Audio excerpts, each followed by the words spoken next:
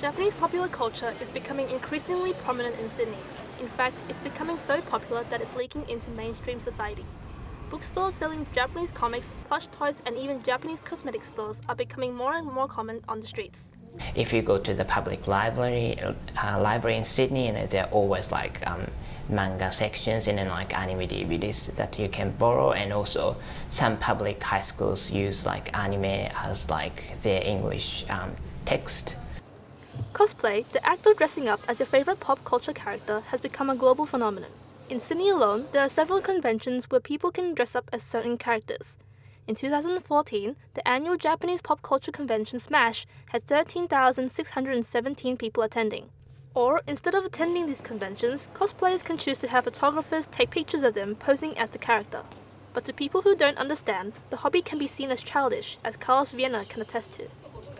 Right now, it's not really something that's always socially acceptable. And I'm like, even coming out today, like, people have like stared at me like, oh, like, that person's dressed up.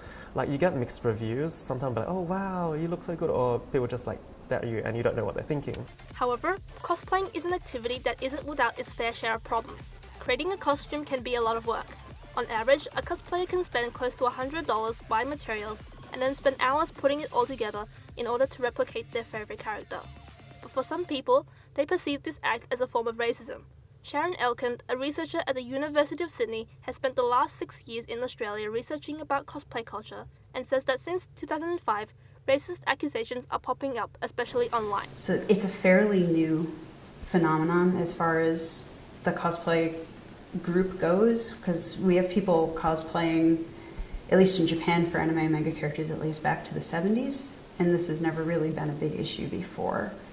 So something tells me this is partially wrapped up in social media, why it's come to light now. It may have been going on, but we weren't seeing it as much.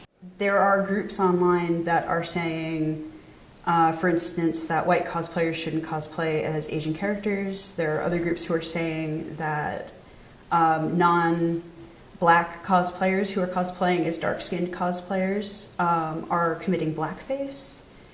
And there's arguments raging about this. However, Carlos thinks there's no harm in doing everything you can to look like the character as much as possible.